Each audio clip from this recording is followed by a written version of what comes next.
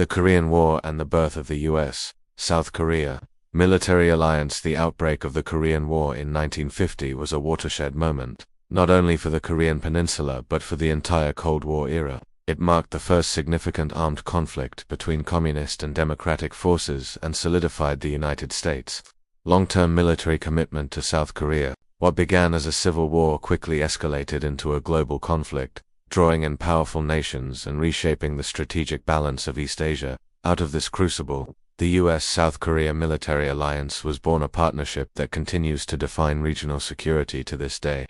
Outbreak and course of the war. North Korea invades. June 25, 1950. At dawn on June 25, 1950, North Korean troops, backed by the Soviet Union and later China, crossed the 38th parallel in a surprise attack. Their goal was swift reunification of the Korean Peninsula under communist rule. The Republic of Korea, South Korea, militarily weak and ill-prepared, was quickly overwhelmed. In just days, North Korean forces captured Seoul and pushed South Korean and U.S. troops to the Pusan perimeter, a small defensive pocket in the southeast. U.S. and UN response. The United States, under President Harry S. Truman, saw the invasion as a direct challenge to the post-World War to international order, and a test of U.S. resolve in containing communism. Under the banner of the United Nations Command, UNC, the U.S. led a 16-nation coalition to defend South Korea. Notably, this marked the first military action of the newly formed United Nations, legitimizing collective international security responses under U.S. leadership. Key turning points in the war. 1.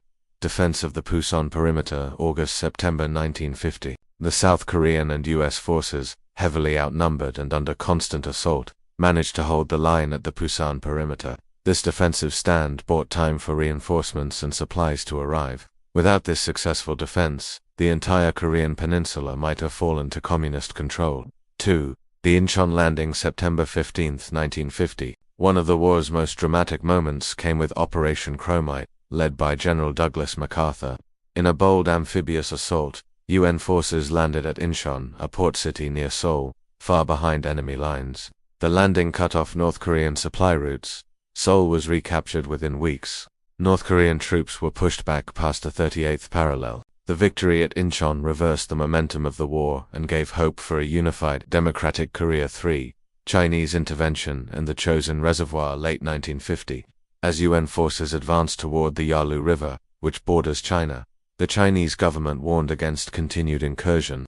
When ignored, hundreds of thousands of Chinese troops launched a massive counteroffensive in October 1950. One of the most brutal battles was the Battle of the Chosin Reservoir, where U.S. Marines and UN forces were encircled in freezing conditions.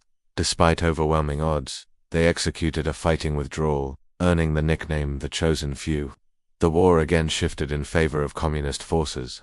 By early 1951, the front lines had stabilized near the 38th parallel, and the war devolved into a grinding stalemate. Human and material costs. The Korean War was a human tragedy of staggering proportions. Over 3 million people were killed or wounded, most of them Korean civilians. Entire cities, including Seoul, were reduced to rubble. Families were permanently separated, a trauma still felt today. For the U.S., it was a major commitment.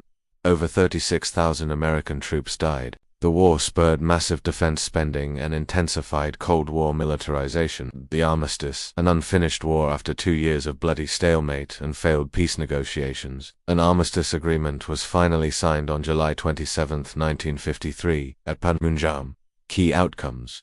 The Korean Peninsula remained divided at the 38th parallel. A demilitarized zone, DMZ, was established as a buffer. No formal peace treaty was ever signed. The war is technically still ongoing. The armistice also included the establishment of the Military Armistice Commission, co-chaired by both sides, and a neutral nations supervisory commission to monitor ceasefire violations.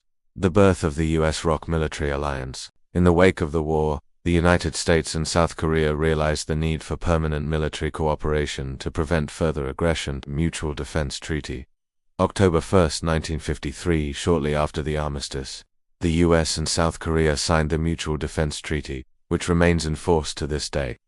Key provisions include mutual commitment to defend each other in case of external attack, continued stationing of U.S. troops in South Korea, primarily along the DMZ, integration of South Korea into U.S. strategic defense planning in Asia. This treaty marked the formal beginning of the US-South Korea military alliance, which would become one of the most enduring and strategically significant in the world. Strategic and political consequences for South Korea. The war devastated the country, but US support helped rebuild its military, infrastructure, and government.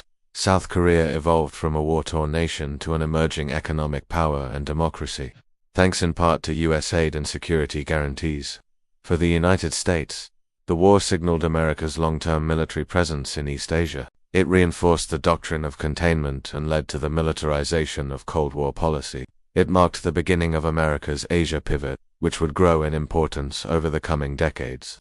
Final thoughts: the Korean War 1950-1953 was not only a military conflict, it was the birthplace of the modern US-South Korea alliance. Forged in the crucible of war, the partnership has endured through decades of shifting politics, economic change, and regional threats.